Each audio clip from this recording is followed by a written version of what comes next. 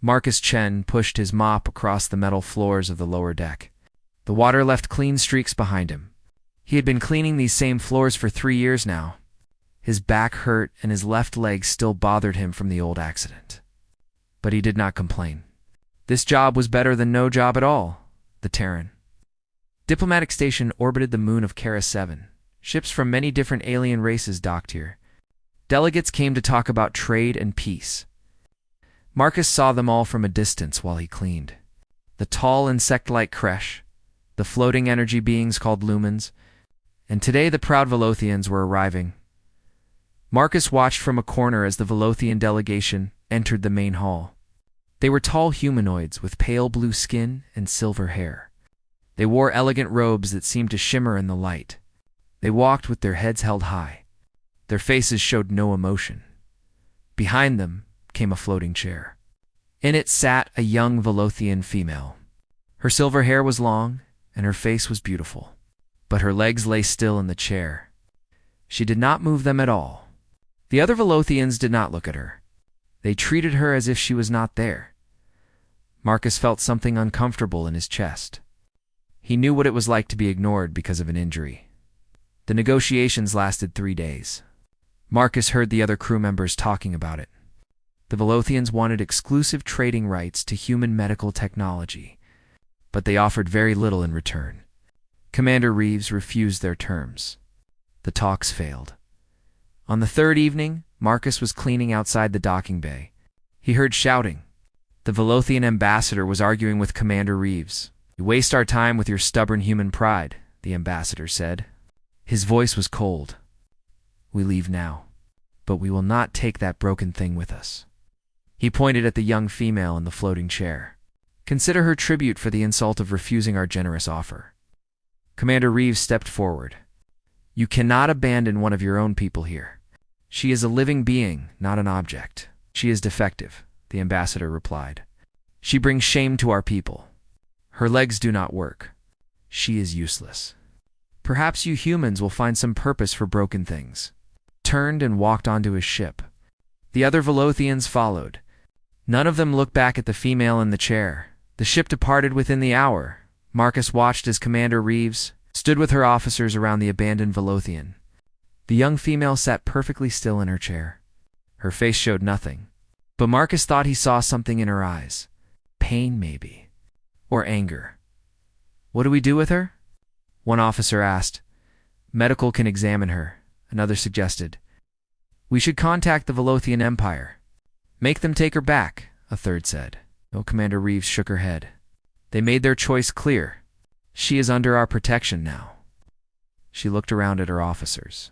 "Someone needs to take responsibility for her care until we figure out a long-term solution." The officers looked at each other. No one volunteered. Marcus understood why. Taking care of an alien with special needs was difficult. It would take time and effort. Everyone had their own duties already. Marcus stepped forward. His footsteps echoed in the quiet bay. "Commander, I can help." Everyone turned to look at him. Commander Reeves raised an eyebrow. "Marcus, you are a maintenance worker. This is not your responsibility." "I have extra space in my quarters," Marcus said. "I work night shift, so the room is empty most of the time. She can stay there. I will make sure she has what she needs." One officer laughed. "The janitor wants to babysit a princess. How generous." Marcus ignored the mockery. He looked at Commander Reeves. "Everyone deserves a place to sleep and food to eat. I can provide that." Commander Reeves studied his face for a moment. Then she nodded. "Very well. Until we arrange something better, she is your responsibility." She looked at the young Velothian. "Do you understand our language?" The female in the chair turned her head slowly. She looked at Marcus with dark purple eyes. "I understand." Her voice was quiet but clear. "I did not ask for your charity, human." "It is not charity," Marcus said. "It is basic decency." She stared at him for a long moment. Then she looked away. "Do what you want. I have no choice." Marcus guided her floating chair through the station corridors to his quarters. People stared as they passed. Some whispered. Marcus heard the words abandoned and crippled and burdened. He kept walking. His quarters were small. One room with a bed, a desk, a tiny kitchen area, and a bathroom. The floating chair barely fit inside. Marcus moved some boxes to make more space. "You can stay here," he said. "The bathroom is there. I will bring you meals. If you need anything, just use the come panel." The Velothian female said nothing. She positioned her chair near the window. Outside, the stars glittered against the black void of space. She stared at them with empty eyes. Marcus prepared a simple meal: rice and vegetables and protein. He did not know what Velothians ate, so he kept it basic. He placed the plate on the desk near her chair. "I am Marcus," he said. "What is your name?" She did not answer. "Okay," Marcus said gently. "You do not have to talk. But the food is here if you are hungry. I have to go to work now. I will be back in the morning." He left for his night shift. He spent 8 hours cleaning corridors and emptying trash units and fixing small problems around the station. His mind kept wandering back to his quarters, to the angry, sad alien sitting alone in the dark. When his shift ended, the station was starting its morning cycle. Marcus returned to his room, tired and sore. He opened the door quietly in case she was sleeping. The floating chair was empty. His heart jumped. He looked around quickly. Then he saw her. She was on the floor near the bathroom door. Her chair was too far away. She must have tried to reach the bathroom and fallen, but that was not what made Marcus freeze. Her legs were glowing. Soft blue-green light traced patterns across her skin. The light pulsed like a heartbeat, and her legs were bent, not lying flat and useless. They were positioned as if she had been trying to stand. As soon as she noticed him, the light faded. Her legs went still again. She glared at him with fierce eyes. "Do not speak of this," she whispered. Her voice shook with fear and anger. "Tell no one what you saw." Marcus moved slowly. He approached her carefully. "Let me help you back to your chair." I said, "Do not speak of it." Her hands clenched into fists. "I will not," Marcus said. He knelt beside her. "I promise. Your secret is safe." She searched his face, looking for lies. Finally, she allowed him to help her. He lifted her gently and placed her back in the floating chair. She was lighter than he expected. "Are you hurt?" he asked. "No," she said quietly. She would not look at him now. Marcus checked her chair controls. Everything worked properly. "If you need help at night, you can call me." "I do not mind." "Why?" she asked suddenly. She turned those purple eyes on him again. "Why do you care what happens to me?" "I am nothing to you." "Just a burden your commander forced on you?" Marcus thought about his answer carefully. 3 years ago, I was a miner. There was an accident. Rocks fell. My leg was crushed. The doctors saved it, but I cannot work in the mines anymore. Some people told me I was useless now, that I should just give up. He smiled a little. But I did not give up. I found new work, new purpose. Everyone told me what I could not do, but no one asked what I could still do. The Velothian female stared at him. Something changed in her expression. Just a little. "My name is Lieri," she said finally. "I am the 7th daughter of the Velothian Emperor. I have no title now. They took it when they left me here." "Nice to meet you, Lieri," Marcus said. "You can stay here as long as you need. No one will bother you, and I will not tell anyone what I saw. That is your choice to share or not." Lieri turned back to the window, but Marcus thought he saw her shoulders relax just a little. He went to his bed and lay down. His body was tired, but his mind was racing. Those glowing patterns on her legs, the way they had been bent, as if she had been standing. What had he seen? And why was Lieri so desperate to hide it? Marcus closed his eyes. Tomorrow, he would start looking for answers. But tonight, he would keep his promise. Her secret was safe with him. Outside the window, the stars continued their eternal dance. And in the small room, 2 broken people rested, each carrying secrets, each wondering if maybe they had found something unexpected. Hope, Part 2. Secrets in the Darkness. Marcus did not mention what he saw that first night. He woke in the afternoon and found Lieri sitting in her chair exactly where he had left her. The glowing patterns were gone. Her legs lay still and lifeless. He made food for both of them. Simple pasta with sauce. He placed a plate near her chair and sat at his desk with his own meal. "Do you like human food?" he asked. Leary looked at the plate. "Velothyan digestion is similar to human. I can eat this." She picked up the fork slowly, as if the action required great effort. "Thank you." They ate in silence. Marcus did not push her to talk. He understood that trust took time. Over the next few days, they developed a routine. Marcus slept during the day while Leary sat by the window.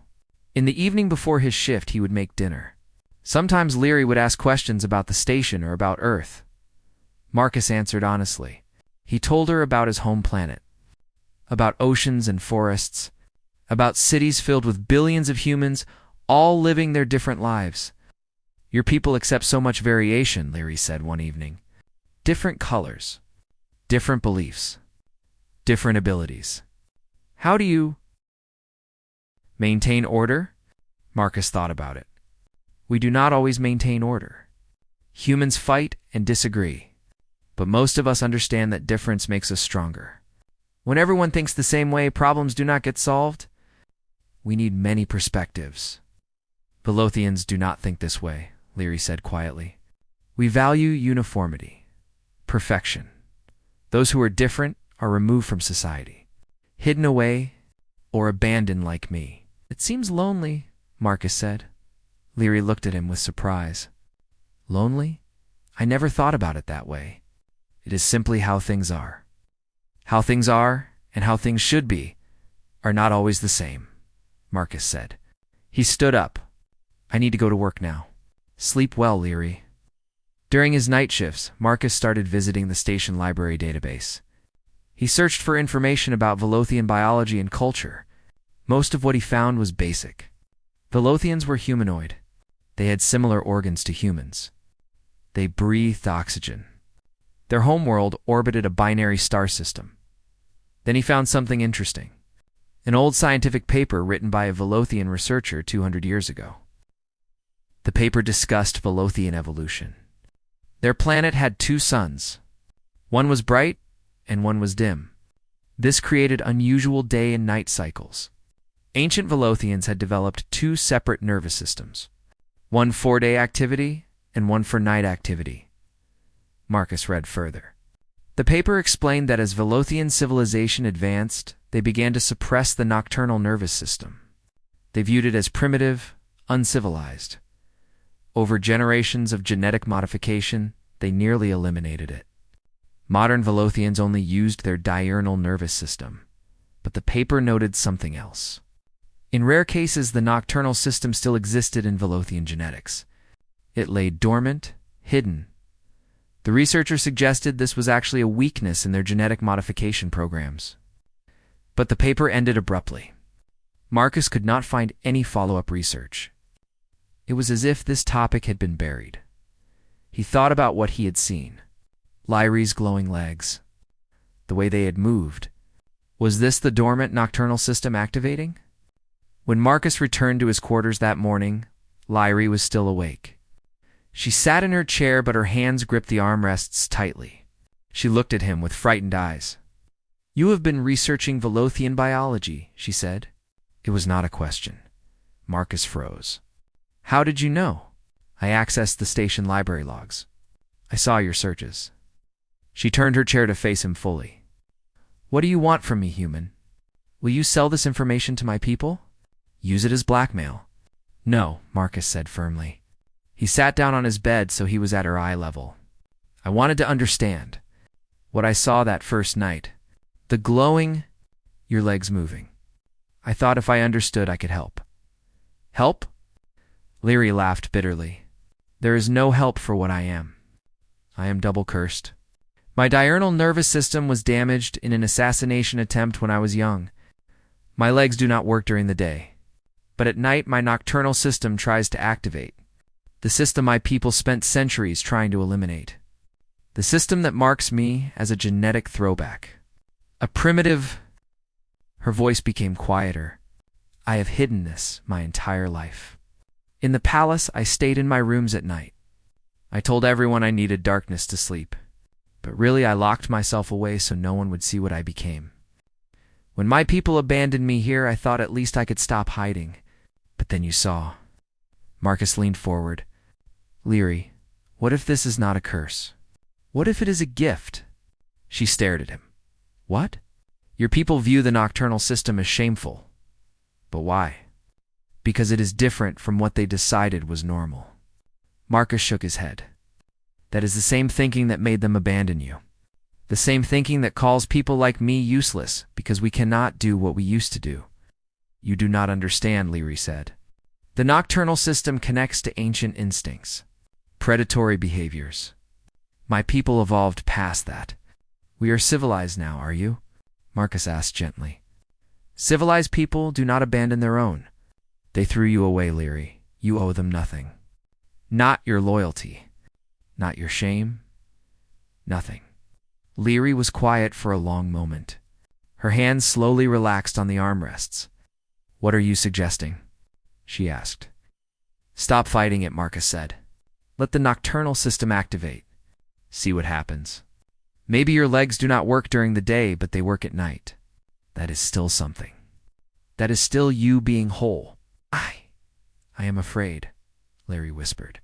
"What if I become something terrible? What if the ancient instincts take over?" "Then I will be here," Marcus said. "I work nights, remember?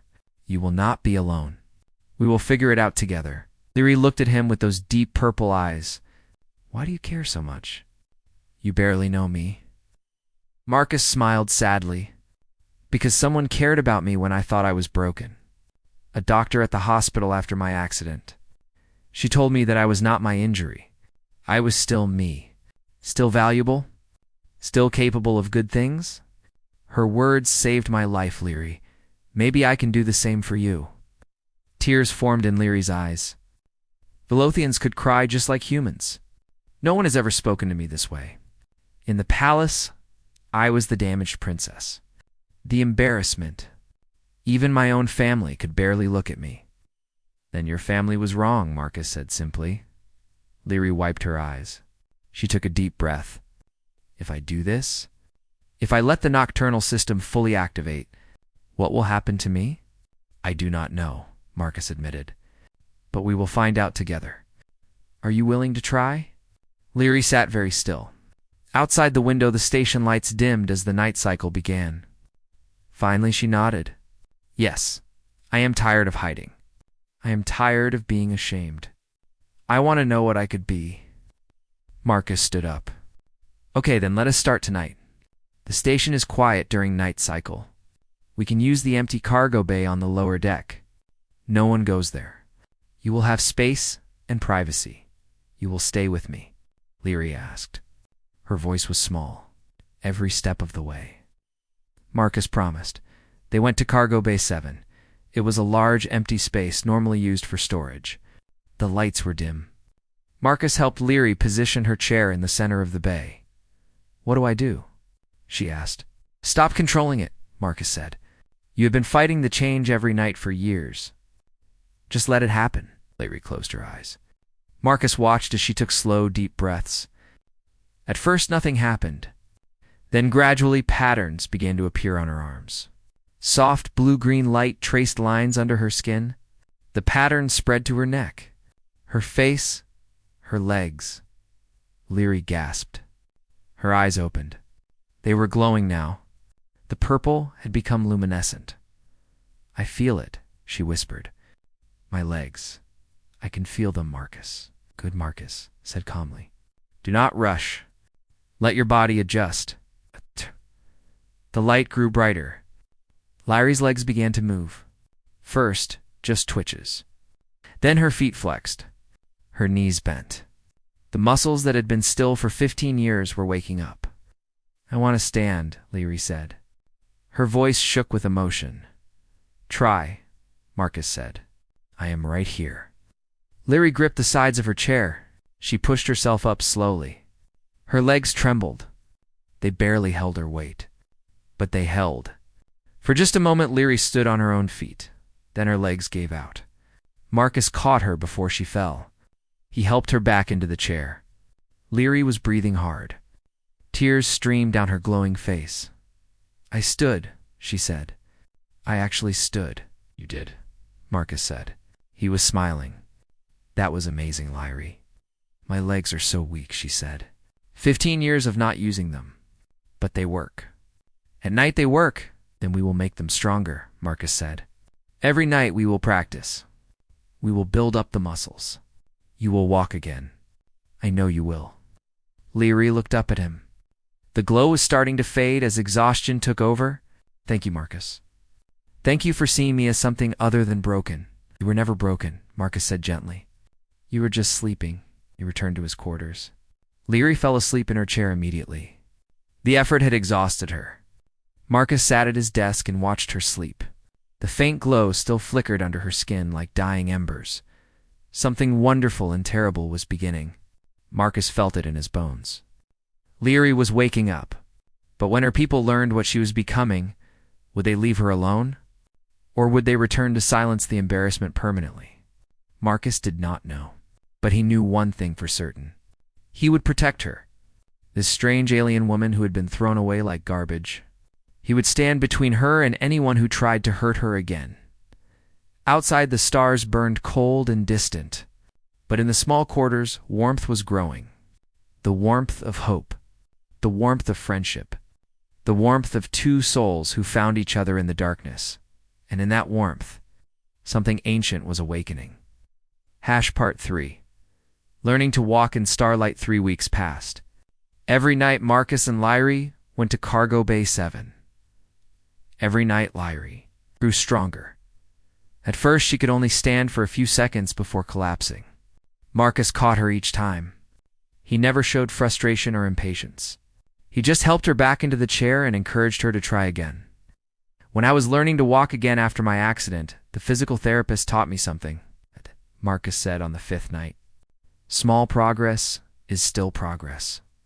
Do not compare yourself to who you were before. Compare yourself to who you were yesterday." Lyrie appreciated this wisdom. Each night she stood a little longer. 10 seconds. 20 seconds. 30. Her leg muscles were rebuilding themselves. The nocturnal nervous system was rewriting damaged pathways. But it was more than just her legs. Other changes were happening too. Lyrie's night vision became incredibly sharp. In the dark cargo bay she could see every detail. Every scratch on the metal walls. Every dust particle floating in the air. Colors looked different at night. Richer. More vivid. Her hearing improved as well. She could hear Marcus's heartbeat from across the room. She could hear conversations happening 3 decks away if she focused. "This is what ancient Velothians were like," she told Marcus one night. "Before we built cities and ships and decided we were civilized, we were hunters, predators. We ruled our world during the dark hours when both suns set." "How does it feel?" Marcus asked. Lyrie thought about it. "Powerful. Frightening. Right? Like I am becoming who I was always meant to be." Not far. Just a few steps at a time. But she walked. Marcus stood nearby, ready to catch her if she fell. But she fell less often now. "I want to try running," Lyrie said one night. Her eyes glowed bright with excitement. "Your muscles are not ready," Marcus warned. "You could hurt yourself." "I know my limits," Lyrie said. She smiled. "Trust me." Marcus stepped back. "Okay, but be careful." Lyrie took a deep breath. Then she ran. Her feet moved in a blur. She crossed the cargo bay in seconds. She laughed with pure joy. The sound echoed in the empty space. Marcus stared in amazement. She was fast. Incredibly fast. Faster than any human could run. Lyrie stopped at the far wall. She turned back to him. "Did you see that?" "I saw it," Marcus said. He was grinning. That was incredible. But their secret training sessions could not stay hidden forever. Station. Security noticed unusual energy. Signatures in Cargo Bay 7, the bioluminescent. Patterns Lyrie produced gave off a specific type of radiation. It was harmless but detectable. Officer Chen, no relation to Marcus, reported it to Commander Reeves. "Someone is using the cargo bay during night cycle." The energy readings are consistent with Velothian biology. Commander Reeves frowned. The Velothian woman. What is she doing down there? Unknown, Commander. Should we investigate? Not yet. But keep monitoring. If the readings become dangerous, we will intervene. Commander Reeves trusted Marcus, but she had to think about station safety. She made a note to speak with him about whatever was happening, but there was a bigger problem approaching. A problem no one on the station knew about yet. Far out near the edge of the system, a Velothian scout ship was approaching Kara 7. The ship was small and fast, built for stealth and reconnaissance. On board were 4 Velothian intelligence operatives. Their mission was simple: confirm that Princess Leary had survived, then eliminate her. The Velothian Empire had made a mistake leaving her alive. They thought the humans would simply let her waste away in some corner. But rumors had reached Velothian space. Rumors that the princess was not dying, that she was being cared for, that she might even be thriving. This was unacceptable. Leary was a symbol of genetic failure. If she lived, she brought shame to the Empire. If she lived, other defective Velothians might think they, too, could survive outside the Empire. This could not be allowed. The scout ship sent an encrypted message to the station. It claimed to be a diplomatic vessel requesting permission to dock. It said nothing about Princess Leary. Commander Reeves approved the docking request. The Velothians would arrive in 3 days. Marcus knew nothing about the approaching ship. He was focused on helping Leary on those precious night hours when she could be whole. They talked for hours during rest periods. Leary told him about her childhood in the palace, how lonely it had been, how her siblings avoided her, how her father, the Emperor, looked at her with disappointment. I had tutors who taught me history and science, she said, but I had no friends. No one my age wanted to spend time with the crippled princess. So I learned to be alone. I learned to find peace in solitude. That must have been hard, Marcus said. I thought it was normal, Leary admitted. I did not know any different. But now I understand. I was isolated, punished for something that was not my fault. Marcus nodded. After my accident, some of my friends stopped visiting. They did not know what to say to me. They were uncomfortable. I lost my career and my friends in the same year. It made me angry for a long time. How did you stop being angry? Leary asked. Decided that living angry was letting the accident win twice, Marcus said. It took my leg and my old life. I was not going to let it take my future too. So I found new purpose, new meaning. Even if it was just cleaning floors, I did it well. I treated people with kindness. I built a new life one day at a time. Leary was quiet for a moment. You are a very wise man, Marcus Chin. Marcus laughed. I am a janitor who talks to himself while mopping floors. But thank you. On the 21st night, Leary achieved something remarkable. She walked the entire length of the cargo bay without stopping. Her legs did not shake. Her breathing stayed steady. She moved with grace and confidence. When she reached the end, she turned and ran back. Then she jumped. She leaped into the air and grabbed a support beam 3 meters off the ground. She hung there effortlessly. Ax. Look. She called down. My strength is incredible. Marcus felt a mixture of pride and concern. Leary was becoming something powerful, but power could attract danger. He thought about the Velothian Empire. What would they do if they learned what she was becoming? Leary dropped back to the floor. She landed lightly, without any impact sound. Something is wrong. I can see it in your face. What troubles you? I am worried, Marcus admitted.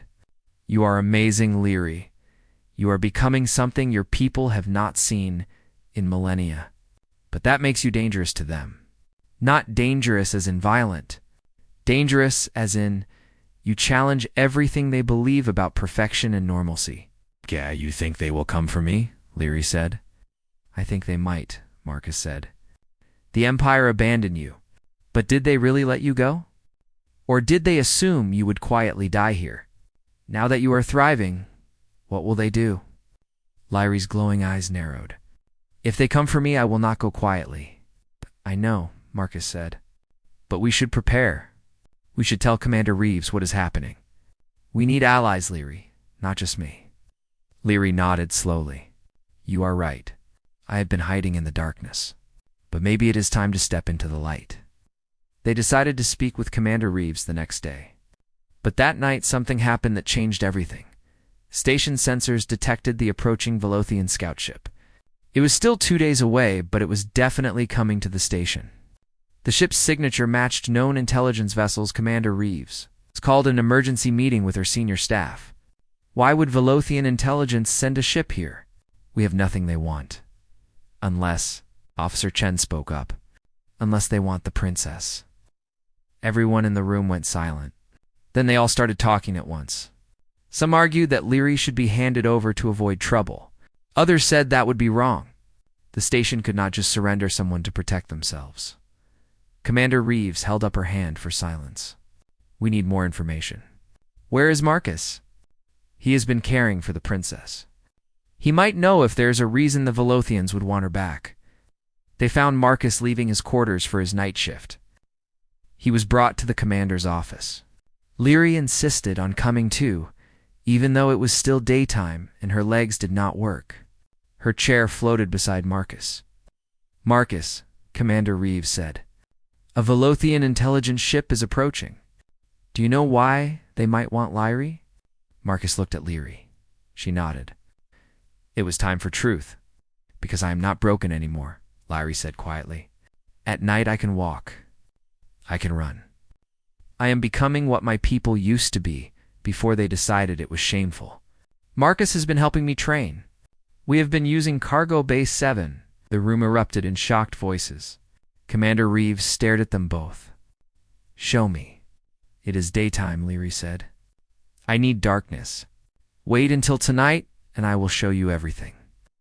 Commander Reeves nodded slowly. Very well. Tonight we will see. But Marcus, if you have put this station at risk... I know, Commander, Marcus said. I take full responsibility. The day passed slowly. Marcus could not sleep. He paced in his quarters while Leary sat quietly in her chair. Neither of them spoke much. They were both thinking about what was coming. When night cycle finally arrived, Commander Reeves and 3 security officers went to Cargo Bay. Proceed, Commander Reeves said. Leary closed her eyes. The transformation began. Blue-green light traced patterns across her skin. Her eyes began to glow. Within minutes, she stood up from her chair. Commander Reeves gasped. So did the security officers. They watched as Leary walked, then ran, then demonstrated her enhanced speed and strength. She moved like liquid light, like a force of nature contained in humanoid form. When the demonstration ended, Leary stood before Commander Reeves. The light still glowed under her skin. This is what I am, Leary said. This is what my people tried to eliminate. This is why they abandoned me, and this is why they are coming back. To kill me before anyone else learns that their genetic purity is a lie? Commander Reeves looked at Marcus. How long have you known? Since the first night, Marcus said, but it was her secret to share, not mine. The commander turned back to Leary. If we protect you, we risk war with the Velothian Empire. They clearly want you dead. Can you tell me why we should take that risk? Leary met her eyes steadily. Because I am a living being asking for help. Because your species believes in protecting those who cannot protect themselves. Because if you hand me over, you tell every person on this station that their lives only matter if they are convenient. Commander Reeves was quiet for a long moment. Then she smiled. Well said. She looked at her security officers. What do you all think? The officers looked at each other. Finally, Officer Chen spoke. She has a right to live, Commander. What happens to her says something about who we are. I say we protect her. The other officers nodded in agreement. Commander Reeves looked at Leary. Then we have 2 days to prepare. That ship is coming for you. We need to decide how to handle it. Leary's glowing eyes were fierce. Let them come. I will not hide anymore. Marcus put a hand on her shoulder. We face this together. All of us. Outside the cargo bay, the station hummed with activity. Word was spreading among the crew. The abandoned princess was not helpless. She was something extraordinary, and humanity was about to make a choice: stand and protect her, or surrender her to her killers. The crew began to choose sides, but most of them made the same choice. They would stand. Because that was what humans did. They stood for those who could not stand for themselves, even when it was dangerous, even when it was hard. Especially then, the Velothian scout ship drew closer. 2 days, 48 hours. And then everything would change? Part 4, The Hunter Emerges. The Velothian scout ship docked with the station exactly 48 hours later. 6 Velothians stepped off wearing dark armor that seemed to absorb light. They carried no visible weapons, but everyone knew they were armed. These were not diplomats. These were killers. Their leader was a tall male named Corvan. He had cold, silver eyes and a voice like ice. He approached Commander Reeves in the docking bay. "I am Commander Corvan, of Velothian Imperial Intelligence. We have come for the defective one you call Leary. She is property of the Velothian Empire. You will turn her over to us immediately."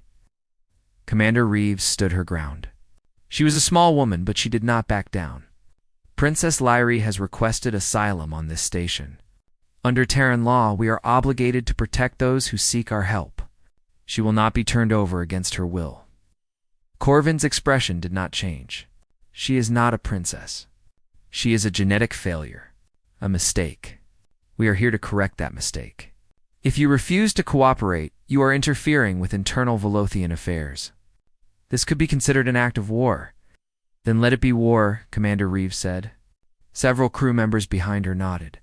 "We do not abandon people because they are inconvenient. That is not who we are." Corvin studied her for a moment. "You are making a grave error, human. But you will learn. We will retrieve our property with or without your permission." He and his team left the docking bay, but they did not leave the station. They began searching, asking crew members where Liari was being kept. Most crew members refused to answer. A few tried to mislead them. But the Velothians were patient and thorough. Commander Reeves contacted Marcus immediately. "They are hunting for her. We need to move Liari somewhere safe." "The maintenance tunnels," Marcus said. "I know every passage in this station. I can hide her there. They will never find her in the dark." "Do it," Commander Reeves ordered. "And Marcus, be careful. These are trained killers." Marcus found Leary in his quarters. It was late afternoon, still daylight cycle. Her legs would not work yet. But in a few hours, night would come, and then she would be dangerous. "We need to go now," Marcus said. "They are searching for you." Leary's face was calm. She showed no fear. "Good, let them search." Marcus guided her floating chair through a service entrance into the maintenance tunnels. These passages ran throughout the entire station. They were narrow and dark, filled with pipes and cables and machinery. Most crew members never entered them, but Marcus knew them like he knew his own hands. He led Lyrie deep into the tunnel system. They went down 3 levels, into sections where the lights barely worked, where the air was cool and smelled of metal and oil.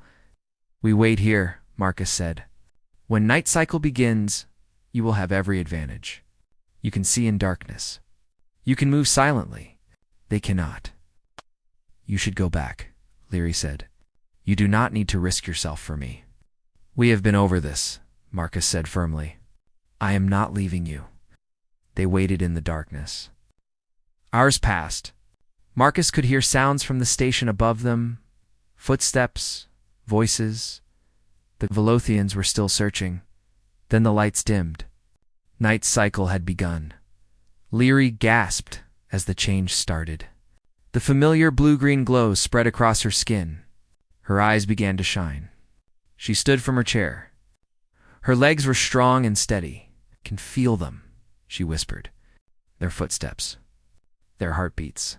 4 are still on the upper decks. 2 are entering the maintenance tunnels." Marcus could not hear anything, but he trusted her. "Can you avoid them?" Leary smiled. It was not a gentle smile. It was the smile of a predator. "Avoid them? No, I'm tired of running, Marcus. It is time to show them what they threw away. Before Marcus could respond, she was gone. She moved so fast he barely saw her leave, just a blur of glowing light disappearing into the darkness. Marcus followed as quickly as he could. His legs slowed him down, but he knew these tunnels. He knew where she was going. 2 Velothhian soldiers were moving through the maintenance passages. They had night vision equipment attached to their helmets. Thermal scanners, motion detectors. All the technology their empire could provide. But technology meant nothing against something they did not understand. Leary watched them from above. She had climbed onto a pipe near the ceiling. Her glowing skin was visible, but they were not looking up. They were trained to scan at eye level. They expected a crippled woman in a floating chair. They did not expect a hunter. She dropped behind them, landed without a sound. The closest soldier began to turn. His thermal scanner had detected her heat signature, but he was too slow. Leary grabbed the scanner from his helmet and crushed it in her hand. The soldier stumbled backward in shock. He reached for his weapon, but Leary was faster. She pulled the weapon from his grip and bent it in half, like soft metal. The second soldier fired some kind of energy weapon at her. The bolt hit her shoulder. Pain shot through her body, but she did not fall. The nocturnal system was already healing the wound. The bioluminescent patterns around the injury glowed brighter. Leary moved. She closed the distance between them in a heartbeat. She struck the soldier's weapon with her palm. The weapon shattered. Then she grabbed both soldiers and slammed them against the walls. Not hard enough to kill, but hard enough to stun. Both soldiers collapsed unconscious. Their armor had protected them from serious injury, but they would not be getting up for a while. Leary stood over them, breathing hard. The glow under her skin pulsed with her heartbeat. She felt alive, powerful, free. Marcus arrived a moment later. He stared at the 2 unconscious Velothhians. "What did you do?" "What I had to," Leary said. "They came to kill me, Marcus." "I defended myself." "I know," Marcus said. "I am not judging you. I am just amazed. You took down 2 trained soldiers in seconds?" Leary looked at her hands. They were shaking slightly. "I did not know I could do that. The instincts just took over. It was like my body knew what to do, even though I had never fought before." "Ancient memory," Marcus said. "Your species was apex predators, remember? That knowledge is still in your genetics." Commander Corvin's voice suddenly echoed through the tunnel communication system. "Attention humans. You are harboring a dangerous criminal. 2 of my soldiers have been attacked. If you do not surrender the creature Leary immediately, I will authorize lethal force against anyone who interferes with our mission." Marcus and Leary looked at each other. The situation was escalating.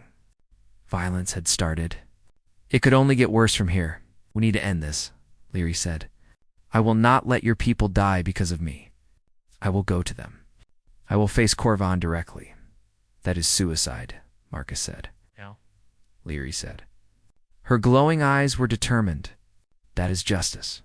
Corvin thinks I am weak, broken. He thinks he can take me easily. Let him try.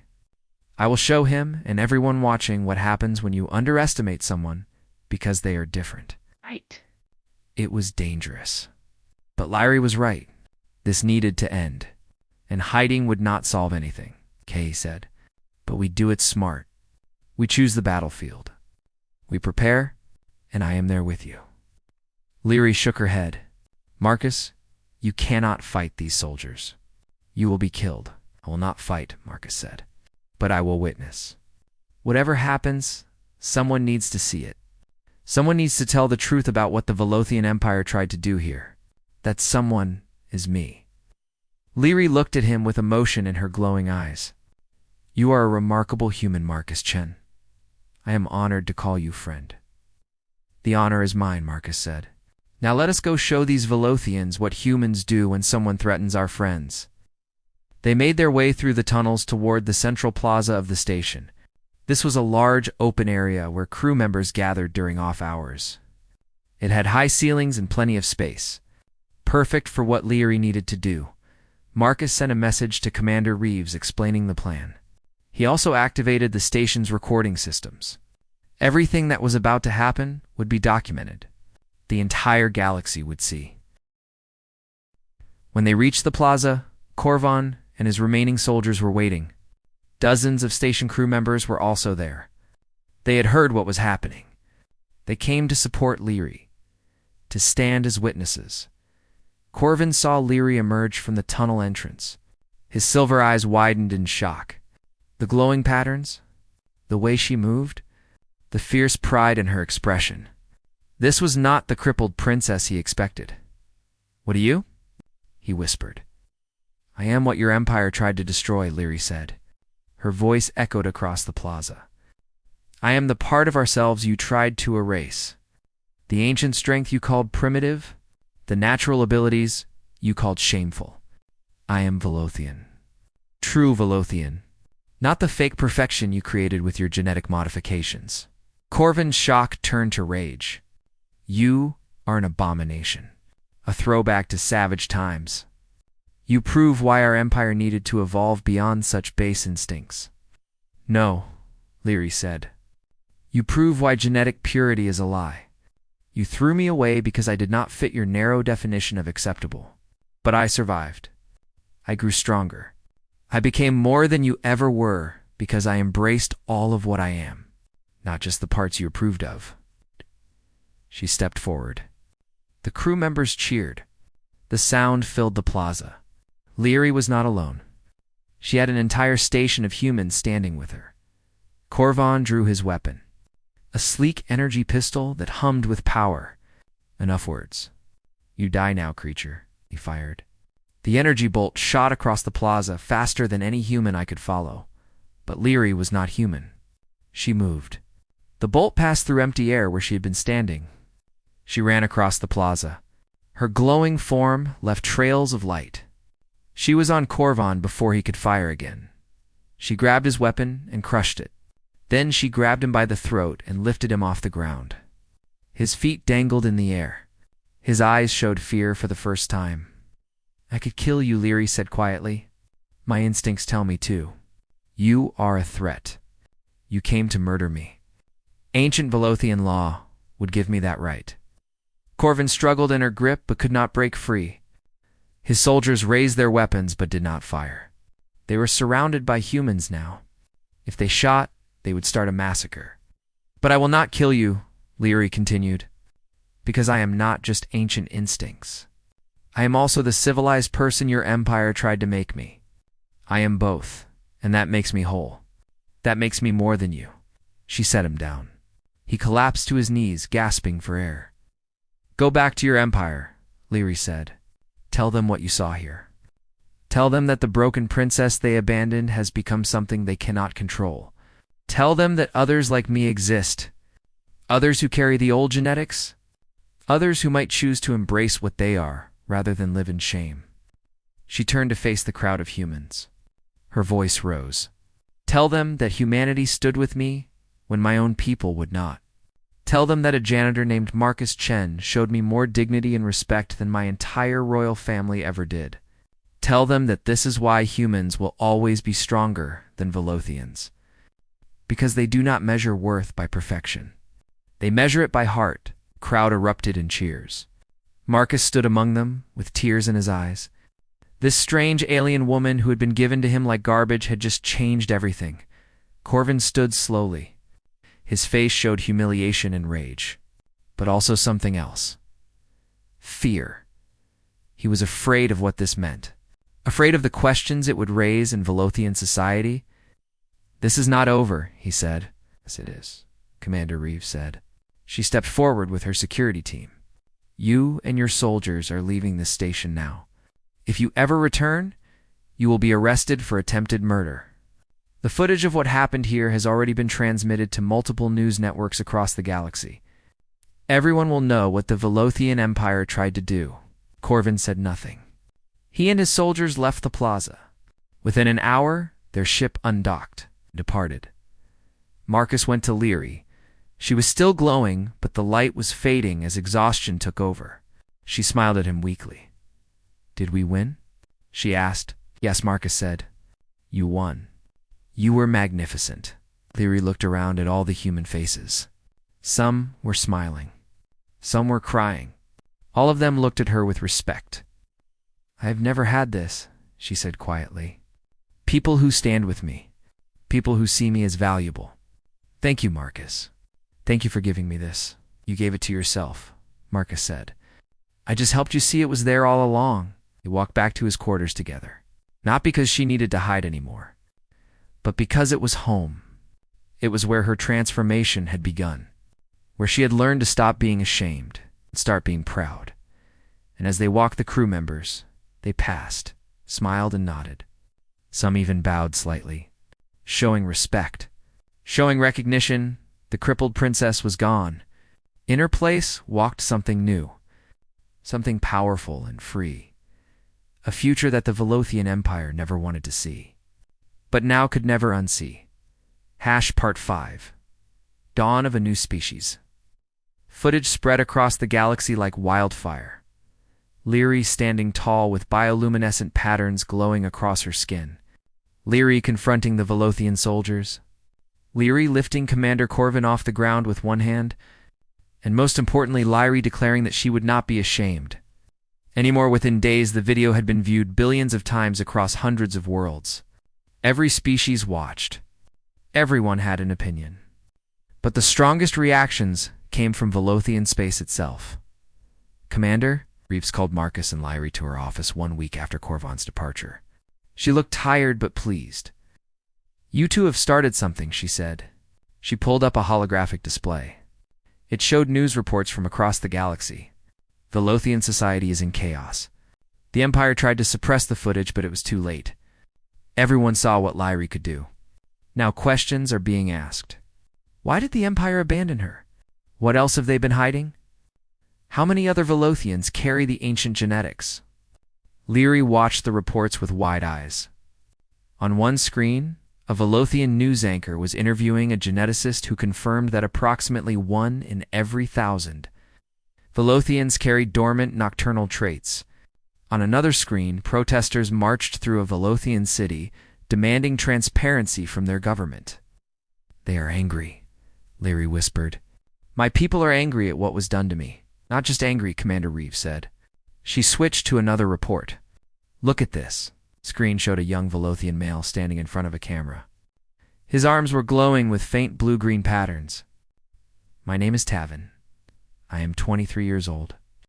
I have hidden my nocturnal traits my entire life because I was taught to be ashamed. But Princess Lyri showed me that there is no shame in being what we naturally are. I will not hide anymore." More videos appeared. Dozens of them. Hundreds. Velothhians all over their empire, revealing that they too carried the old genetics. Young and old. Male and female. All of them inspired by Lyri's courage. Tears ran down Lyri's face. "I thought I was alone. I thought I was the only mistake. But there are so many others." "You're not mistakes," Marcus said gently. "You are proof that your empire's genetic purity program was never complete. Nature does not let itself be erased so easily." Commander Reeves nodded. "The Velothhian government is in a difficult position. They cannot acknowledge you without admitting their policies were wrong. But they also cannot silence all these people. The Empire is fracturing from within." "What do they want from me?" Lyri asked. "Nothing officially," Commander Reeves said. "But we have received dozens of private communications from Velothhians asking if they can come here. To meet you. To learn how you activated your nocturnal abilities. You have become a symbol Lyri. A leader whether you wanted to be or not." Lyri looked at Marcus. He saw the uncertainty in her eyes. She had never wanted to lead. She had just wanted to stop hiding. But sometimes people did not choose their destiny. Destiny chose them. "What do you think I should do?" Lyri asked him. Marcus thought carefully before answering. "I think you should help them.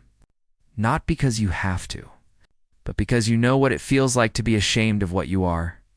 You know how painful that is. If you can spare others that pain, then maybe you should." Lyri closed her eyes for a moment.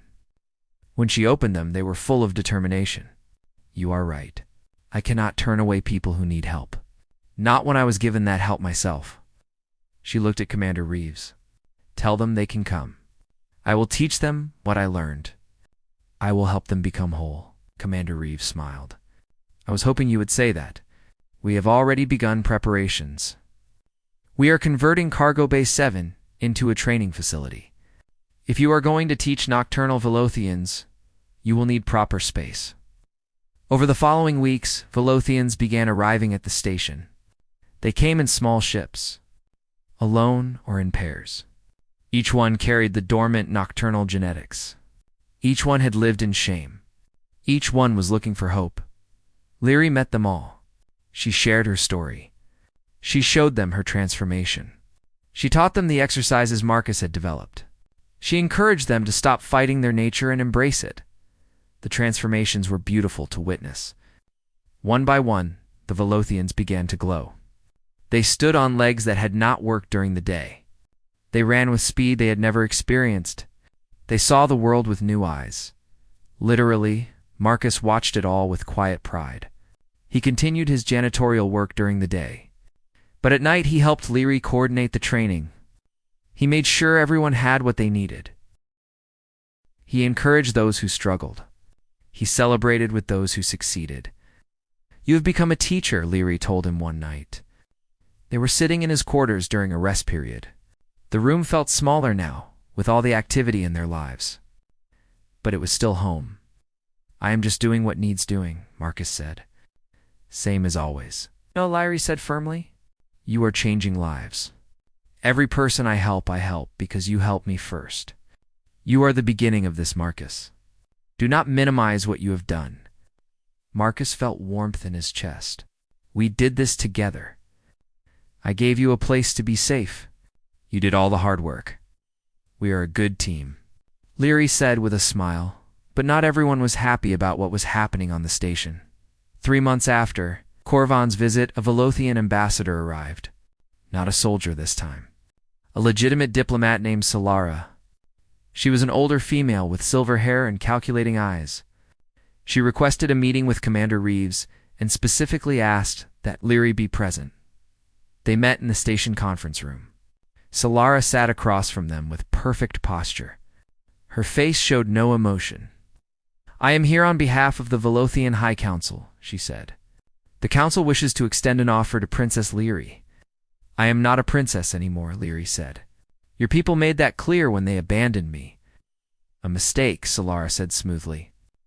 "One the Council now wishes to correct.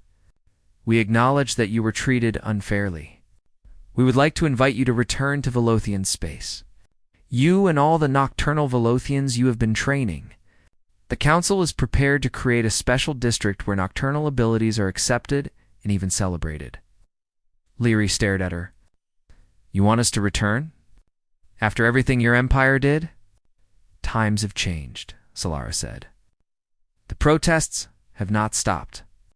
Public opinion has shifted. The Council realizes that suppressing the nocturnal traits was perhaps too extreme. They are willing to compromise, to allow nocturnal Velothians to exist openly, but in a controlled manner, in designated areas, separate from the general population. Separate but equal," Marcus said quietly. His voice was hard. "That is what you are offering. A ghetto where different Velothians can be kept away from normal society." Solara looked at him with cold eyes. "This is Velothian business, human. It does not concern you." "He stays," Lyri said sharply.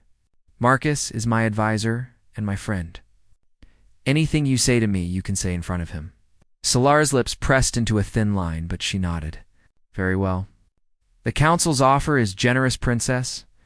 You would have your own territory, your own governance, freedom to practice your nocturnal culture. What more could you want?"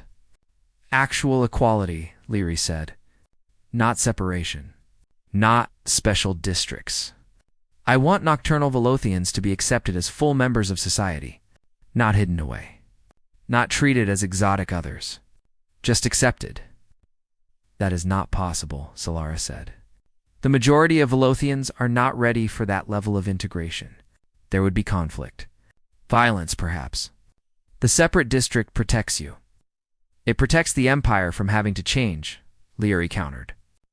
You want to solve this problem by containing it, by putting us somewhere you do not have to see us. Solara leaned back in her chair.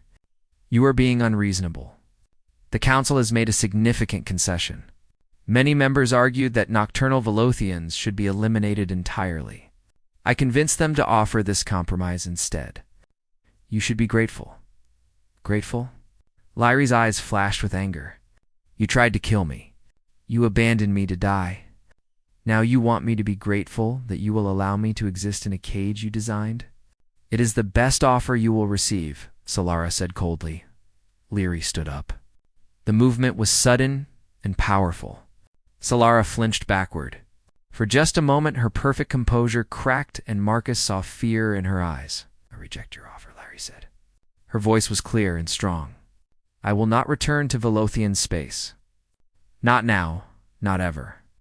Not until the Empire treats all Velothians as equal, regardless of which nervous system they use. You are making a mistake, Solara said. She stood as well. The Council will not offer again. If you refuse this, you refuse any chance of returning home. This is my home, Lyri said. She looked around the conference room. At Commander Reeves. At Marcus. These people accepted me when my own family would not. Humanity gave me dignity when Velothian society gave me shame. Why would I ever leave? Solara's face hardened. Then you choose exile. Permanent exile. The Council will declare you and all nocturnal Velothians who follow you as enemies of the Empire. You will never be allowed to return. I accept those terms, Lyri said, without hesitation. Solara looked at Commander Reeves. You are harboring enemies of the Velothian Empire. There will be consequences. The only consequence is that we gain valuable residents, Commander Reeves said calmly. Lyri and those she has helped are welcome here for as long as they wish to stay. If that makes them enemies of your empire, then so be it. Solara left without another word. Her ship departed within the hour. The Velothian Empire had made its final offer, and it had been rejected. That night, Marcus found Lyri standing alone in Cargo Bay 7. The training equipment was quiet. Everyone else had gone to rest. She stood in the center of the bay with her bioluminescent patterns glowing softly. Are you okay? Marcus asked. I just made myself an exile forever, Lyri said. I can never go home.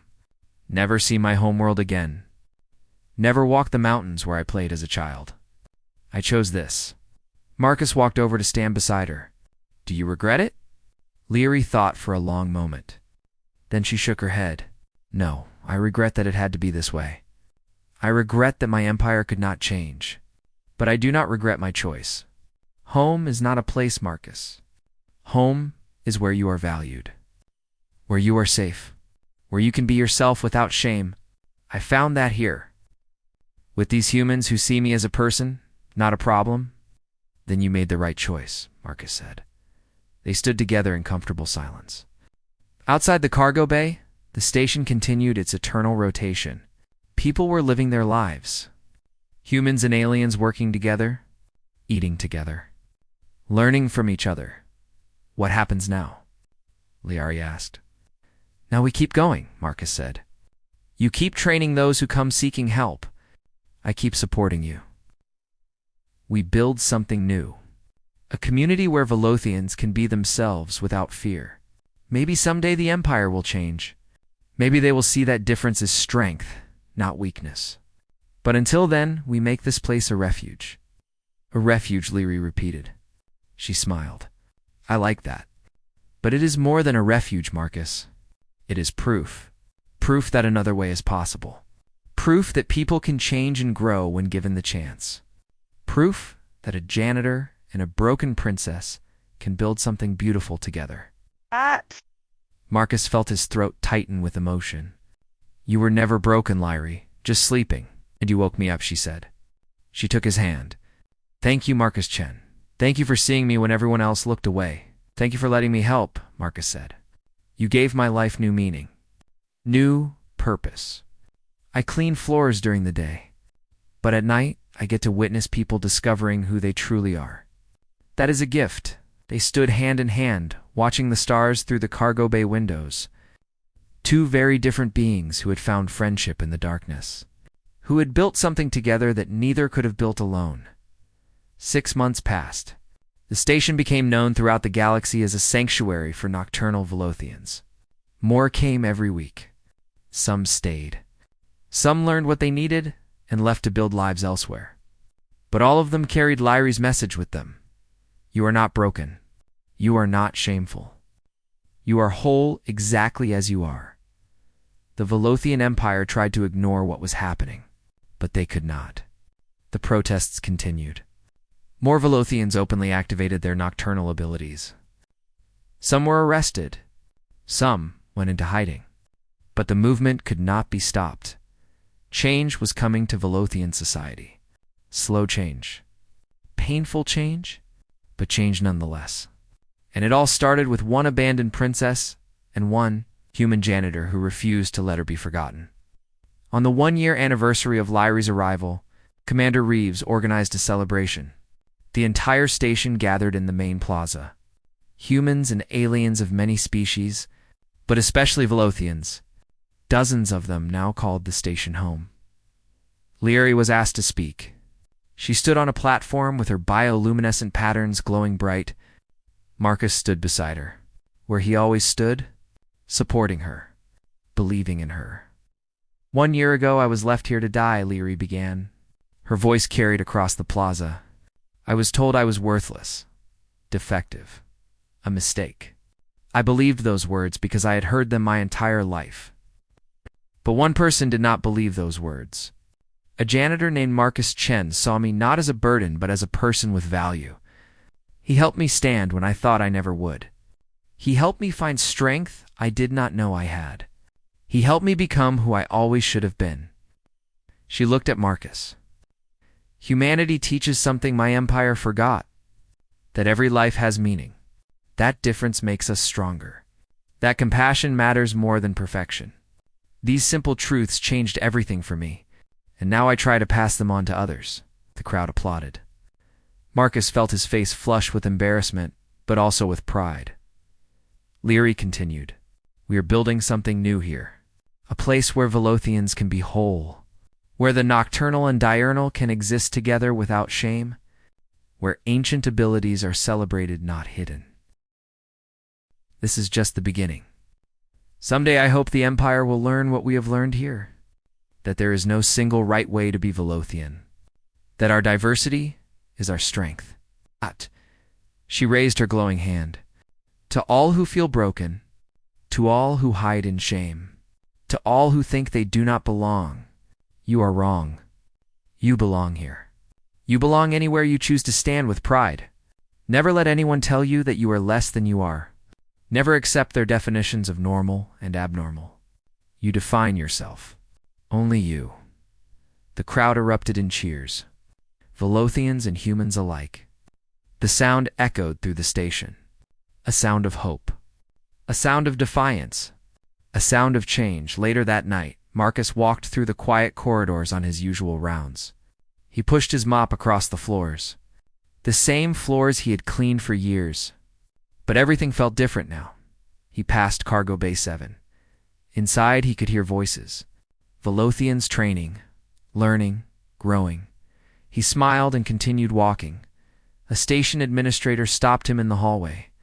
Marcus, the commander wanted me to tell you. We are opening a second training facility. The demand is too high for just one bay. We are thinking of making you the official coordinator of the Nocturnal Velothian Integration Program. It would mean a promotion, better pay, real authority. Marcus shook his head. Thank you, but no. I am a janitor. That is what I do. Let someone else coordinate. I will help however I can, but I do not need a title. The administrator looked confused. But you started all this. You deserve recognition. I helped one person who needed help, Marcus said. She did the rest. I am just glad I was there when she needed me, continued his rounds. The administrator watched him go looking puzzled, but Marcus knew what he was doing. Titles and authority would change him. He liked who he was. A janitor who cleaned floors and helped people. That was enough. That was everything. When his shift ended, Marcus returned to his quarters. Leary was there waiting. She had her own room now in the Velothian section of the station. But she still visited the small quarters where her transformation had begun. "The administrator offered me a promotion," Marcus said as he sat down. "I turned it down." "I know," Leary said. "She told me. She thought I would convince you to accept. Will you?" Marcus asked. Oh. "No," Leary said. "You know who you are, Marcus. Never let anyone take that from you, even if they mean well."